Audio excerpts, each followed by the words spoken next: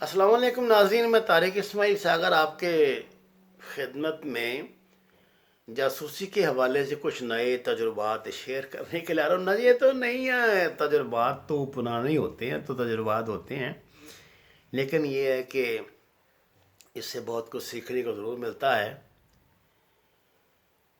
ناظرین، اگر جاسوسی کسی کھیل کا نام ہے تو یہ دنیا کا سب سے خطرناک اور اعصاب شکن کھیل ہے. ایک ایک پل پر موت باہیں پھیلائے آپ کی منتظر ہے. ایک ایک قدم پر ایسے ایسے جال بچھے ہیں کہ کسی بھی سمجھ سے اچانک کوئی بڑا اژدہا آپ کو ڈس سکتا ہے. اپنی دانش میں آپ بہت محفوظ اور محتاط سفر کر رہے ہیں، لیکن آپ نہیں جانتے کہ اگلے ہی لمحے کیا قیامت بیتنے والی ہے.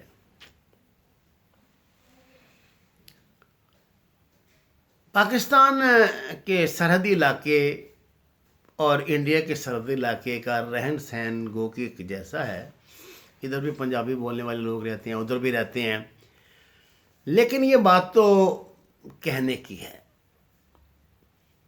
کچھ ایسے واضح فرق ہیں جو کسی کو بھی پھنسا سکتے ہیں.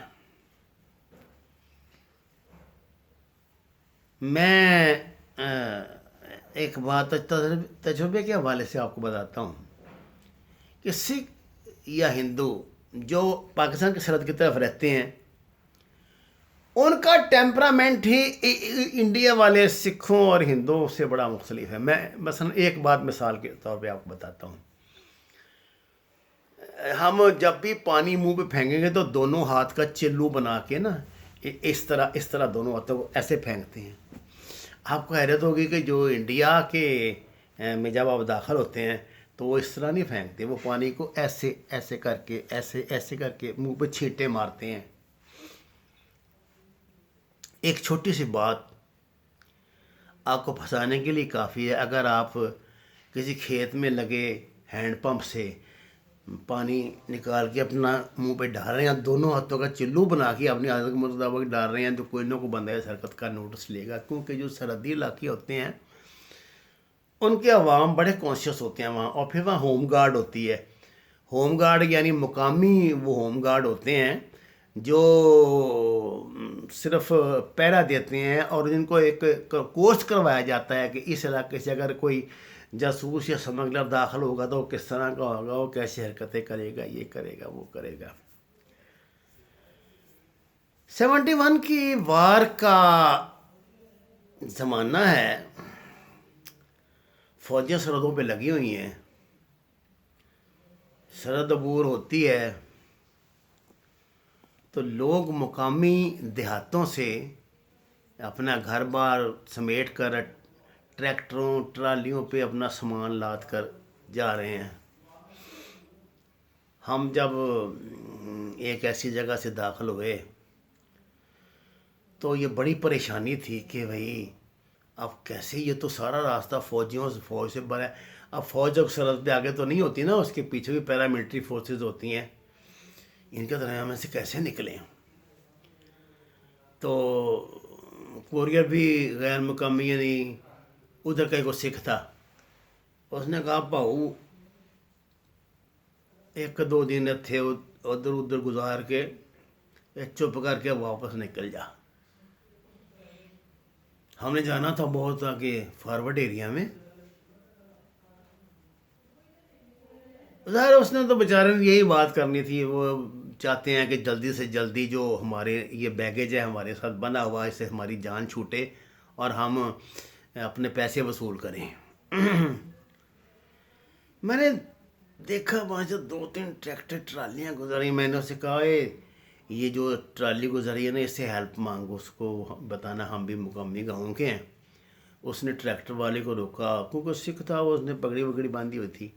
ٹریکٹر والے نے وہ تو خود بھی افراتفری کر گھبرائے ہوئے تھے، عورتیں بیچاری بیٹھ کے وہاں ہرے رام کر رہی تھی، وائے گرو کر رہی تھیں. ہم نے اس کو ساتھ والے کے گاؤں کا نام لے کے بتایا کہ ہمارے لوگ نکل رہے ہیں، ہم نے شہر کی طرف جانا ہے تاکہ ادھر سے کوئی ٹیمپو وغیرہ لے کر آئیں۔ اس نے تو خوش دلی کے ساتھ بٹھا لیا، ہم جناب اس خاندان کا حصہ بن کے بیٹھ گئے۔ راستے میں کوئی 10 جگہ اس ٹرالی کی چیکنگ ہوئی۔ چیکنگ کا مطلب یہ نہیں کہ ان کو نیچے اتار کے کوئی کپڑے اتار کے ہمیں چیک کیا یا ہم سے انٹرویو کیا، وہ بڑی گہری نظروں سے نا، وہ گورکھا کو رجمنٹ وہاں لگی ہوئی تھی، وہ ایسے کر کے دیکھتے تھے کہ کوئی ان میں سے مشکوک بندہ تو نہیں بیٹھا۔ تو جب بھی کوئی ایسا موقع آتا تو میں خاص طور سے جو وہاں خواتین اندر بیٹھی ہوئی تھی، بوڑھی بوڑھی عورتیں، ان سے باتیں شروع کر دیتا۔ میرا بھی لڑکپن تھا اس وقت، بہت تھوڑی عمر تھی، تو وہ بیچاری مجھے بھی کوئی ستم رسیدہ سمجھ کے خاصا کوئی میرے سر پہ ہاتھ پھیرتی، کبھی دعائیں دیتی، کبھی کرتی اللہ ان کا بھلا کرے۔ ہم ان کی وجہ سے پکی سڑک تک آئے۔ پکی سڑک پر آ کر انہوں نے تھوڑا آگے جانا تھا، ہم شکریہ ادا کر کے اتر گئے اور وہاں سے ایک سائیکل رکشے پہ بیٹھ کر تو آگے روانہ ہو گئے۔ اس میں ناظرین بعض ایسے انہونے واقعات ہوتے ہیں، ایک لمحے کے لیے تو انسان کی، میں تو کہتا ہوں جسمانی موت ہی واقع ہو جاتی ہے۔ جب ہمیں گرفتار کیا گیا تو بہت تفتیشیں کاٹنے کے بعد جب جسم بالکل نکارہ ہو گیا مار کھا کھا کر، تو ہم 3 لوگوں کو، ہماری تو آنکھوں پہ پٹیاں بندھی تھیں، لیکن یہ احساس ہوتا تھا کہ جس فوجی ٹرک میں مجھے بٹھایا گیا ہے اس میں 2 لوگ میرے دائیں اور بائیں بھی بیٹھے ہیں، جن میں سے ایک نے ہمت کر کے کہہ ہی دیا میرا نام راجہ اشرف ہے اور میں جہلم کا رہنے والا ہوں۔ اس سے پہلے کہ دوسرا کچھ بولتا، سپاہی نے جو ہمارے تو پٹیاں باندھی ہوئی، کالی پٹی باندھی ہوئی تھی نا آنکھوں پہ، تو جو سامنے سولجر بیٹھا اس نے اس کو زور سے تھپڑ مارا، بیچارے کو اس کا سر میرا خیال لگا ساتھ۔ آپ جانتے ہیں یہ ہمیں کہاں لے کے جا رہے تھے؟ یہ ہمیں پاکستانی سرحد پہ گولی مارنے کے لیے لے کر جا رہے تھے، ہمیں یہ بتا دیا گیا تھا۔ اب دیکھیے یہ اگر یہ ڈرامہ تھا تو کتنا اعصاب شکن ڈرامہ تھا، اگر یہ حقیقت تھی تو پھر قدرت انسان کو کیسے کیسے طریقے سے آنے والے وقت کے لیے، اگر اس سے کوئی اور کام لینا مقصود ہو تو بچاتی ہے۔ ٹرک کو ایک جگہ روکا اور ہمیں احساس ہوا آوازیں سن کے کہ ہم کسی سرحدی پوسٹ پر آ گئے ہیں۔ ہم تینوں کو انہوں نے کھینچ کر قریباً نیچے اتارا، نیچے بھی قریباً ہم ٹرک سے گر ہی گئے تینوں، بار بار مجھے ان کی بھی آواز آئی گرنے کی، خود بھی میں گر گیا کیونکہ بڑا اونچا ہوتا تھا وہ ٹرک، 8 ویلر تھا۔ تو اس کے بعد انہوں نے کھڑا کیا، اس کے بعد ان کی آپس میں باتیں ہم سب سن رہے ہیں کہ بھئی ہم اس سے وہ کوئی ایک دوسرے کو آرڈر سنا رہے ہیں کہ جی کمپنی کمانڈر صاحب کو ان کو سونپنا ہے۔ اس کے بعد جناب باقاعدہ رجسٹر پہ سائن ہوئے، باتوں سے ہم مطلب ہماری تو آنکھیں بند ہی ہیں، لیکن لگ رہا تھا پتہ کہ ہمیں ہینڈ اوور کر دیا گیا گولی مارنے کے لیے۔ اس کے بعد میں نے دیکھا کہ ایک بندے کا اس نے بازو پکڑا، محسوس کیا، دیکھا تو نہیں، اس کو کیونکہ اس نے اونچا اونچا کلمہ پڑھنا شروع کر دیا، تو اس کو کھینچتے ہوئے لے گئے۔ کلمے کی آواز آہستہ آہستہ مدھم ہو رہی ہے اور قریب 1.5 منٹ بعد مطلب اس طرح وہ چیخ رہے ہیں کہ سامنے بنو، یہ کرو، یہ فلانا کرو، یہ کرے، تڑ تڑ تڑ 5-6 گولیوں کی آواز آتی ہے اور ہم یہ سمجھ جاتے ہیں دونوں، جو ہم دونوں بچے ہیں، کہ یار یہ تو گیا، ایک تو ہمارا ساتھی گیا۔ اب ہم دل میں قرآن آیتوں کو پڑھ رہے ہیں اور خوف ہے، یہ ایسے کہہ دینا، یہ لوگ عجیب طرح کے بے ہودگی کرتے ہیں کہ نہیں جی منتے بالکل جی، میں تو بڑا نڈر سی اور خوف سے چھو کر نہیں گزرا تھا۔ یہ بھائی کیسے چھو کر نہیں گزرا؟ جان نکل جاتی ہے بندے کی، خوف چھو کر نہیں گزرا، کیسے نہیں گزرا خوف چھو کر؟ خیر وہ اس طرح پھر دوسرے کو انہوں نے پکڑا، میں بھی کھڑا ہوں وہاں پہ، مجھے بھی دونوں بازو میرے پکڑے ہوئے ہیں انہوں نے، مطلب ایک تو ہتھ کڑی لگی ہوئی ہے بازو پہ، وہ تو اس نے لگایا ہی ہوا ہے، دوسرا بازو کسی نے پکڑا ہوا ہے۔ پھر دوسرے کی آواز آئی، اس نے اونچی آواز سے کلمہ پڑھا، بہت گھبراہٹ میں بیچارہ دکھائی دے رہا تھا۔ اسی طرح دوسرا ڈرامہ ہوا، ڈرامہ یا حقیقت اللہ جانے، مجھے نہیں پتہ اس بات کا کہ سچ ہے یا جھوٹ۔ اگر یہ ڈرامہ تھا تو بڑا ہی خوفناک اور جان لیوا ڈرامہ تھا، اعصاب شکن ڈرامہ تھا۔ اس کو وہ لے گئے کچھ فاصلے پر، پھر تڑ تڑ تڑ گولیوں کی آوازیں آئیں، اور میں نے کہا یہ بھی گیا۔ اب انہوں نے مجھے، جو میرا وہاں پہ نام تھا، اس نام سے پکارا۔ ایک آدمی نے، ہتھ کڑی والے نے میرا ایک ہاتھ قابو کر لیا، دوسرے نے دوسرا، مجھے لے کے چل رہے ہیں، کھڑا ہو جائے، سیدھا ہو جائے، بند ہوئے، یہ کر دو، وہ کرتے۔ میں نے دیکھا کہ انہوں نے مجھے میری کمر کے ساتھ کسی دیوار کے لگنے کا احساس ہوا، تو مجھے علم ہوا کہ یہ شاید مجھے دیوار کے ساتھ کھڑا کر کے گولیاں ماریں گے، جو طریقہ ہوتا ہے فوج کا۔ ابھی میں نے دیکھا ہے کہ گن کی جو وہ بلٹ کھینچنے کی آواز ہوتی ہے نا، وہ مجھے آئی۔ اس زمانے میں انڈیا والے آٹومیٹک تو نہیں، آٹومیٹک گنیں انہوں نے استعمال کرنی شروع کر دی تھیں، تو ساتھ ہی لیکن آواز ان کی بالکل 303 جیسی تھی، جب وہ جیسے وہ بلٹ کھینچتے تھے اس کا۔ اچانک ہی آوازیں، ٹھہر جاؤ، اسٹاپ اٹ، ٹھہرو، کھلو جو، رک جاؤ، جس کو جو زبان آتی وہ بول رہا تھا۔ اس کے ساتھ ہی ایک بندے نے مجھے، وہ ہتھ کڑی والے نے مجھے کھینچا، اور میرا ہاتھ پکڑ کے مجھے بھگاتا ہوا لگیا، اور مجھے ایسے لگا کوئی جیپ ہے، اس میں پھینک دیا۔ میرے تو دل کی رکنے کے بعد جو دھڑکنیں نا وہ شروع ہو گئی۔ پھینکتے ہی جیپ چلی، تو مجھے اپنے سامنے بیٹھے کسی بندے کی آواز، اس نے کہا بڑا قسمت والا ہے، بچ گئے ہیں۔ وہ دونوں تو پر لوگ سدھار گئے، انہوں نے تو گڈی چڑھاتا سی، 13 نمبر بچ گیا، تیری تفتیش آ گئی پچھوں۔ تب مجھے انہوں نے ڈرامہ یہ کیا کہ کسی جگہ سے فون آیا کہ ہم نے ابھی اس کی انکوائری کرنی ہے، اس کو بھی مارنا نہیں، واپس لے آؤ، اس سے کچھ اور راز و گلوانے۔ آپ اندازہ کریں کہ یہ جو 10 سے 15 منٹ کا ہے سارا ڈرامہ، اس میں انسان کا اس صورتحال سے زندہ ہی بچ جانا کتنی بڑی بات ہے۔ یہ اللہ کا بڑا خصوصی کرم ہے۔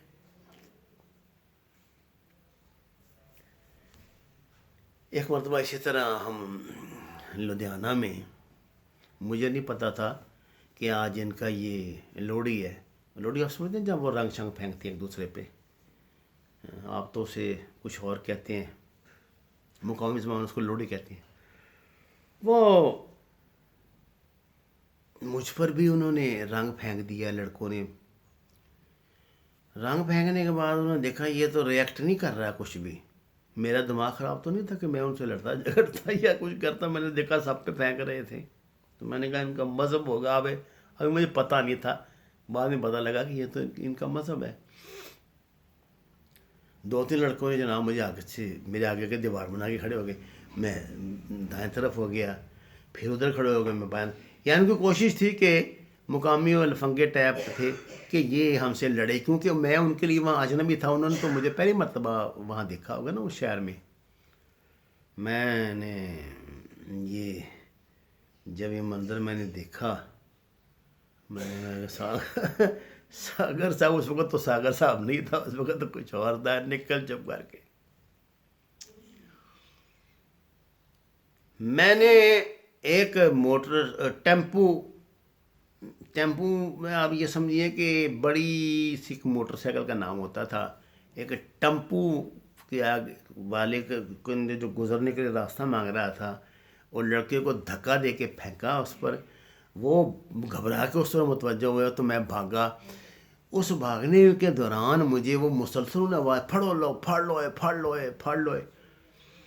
لیکن اللہ نے ایسا کرم کیا کہ قریب شام ڈال رہی تھی، مجھے تو بالکل آئیڈیا نہیں تھا اس علاقے کا، لیکن میں ایک گلی سے دوسری گلی سے تیسری گلی سے، بالآخر بالکل فلمی انداز میں 10-12 منٹ کے بعد میں نے اپنا سانس قابو کیے، اور میں نکل گیا۔ اور اس کے وہ رات میں نے پھر ایک کسی ہوٹل یا سرائے کے بجائے ایک آشرم میں گزاری، کیونکہ وہاں خاصا محفوظ ہوتا ہے۔ وہاں انڈیا میں یہ ہے کہ مندر اور گردواروں میں آپ کو 3 وقت کا کھانا بھی مل جاتا ہے، اور خاص طور سے گردواروں میں اور آشرم میں بھی مل جاتا ہے، اور آپ کو رات کو سونے کے لیے تھوڑے سے 5-10 روپے دے کے اس زمانے میں منجی بستر بھی مل جاتا ہے۔ اس طرح جب آپ کسی سچویشن میں وہاں گرتے ہیں، اب دیکھیے نہ کو وہ زبان آتی ہے، نہ اس کو مذہب کا پتہ، بھئی یہ جو ہم نے سیکھا وہ تو جتنا سیکھا ہوگا اتنا ہی سیکھا ہوگا، لیکن یہ اللہ کی ذات ہی ہے، بچا لیتی ہے۔ ناظرین، میں آپ کو ایسے کچھ اور واقعات بھی سناؤں گا، زیادہ قریب میرے خیال 15-16 منٹ کی ہوگی یہ ویڈیو، تو زیادہ سے آپ بور ہی نہ ہو جائیں تو اپنی دلچسپی کا اظہار کرتے رہا کریں، اور مجھے بھی اپنی دعاؤں سے نوازیں۔ اللہ تعالی ہم سب کا حامی و ناصر ہو۔ پاکستان پائندہ باد۔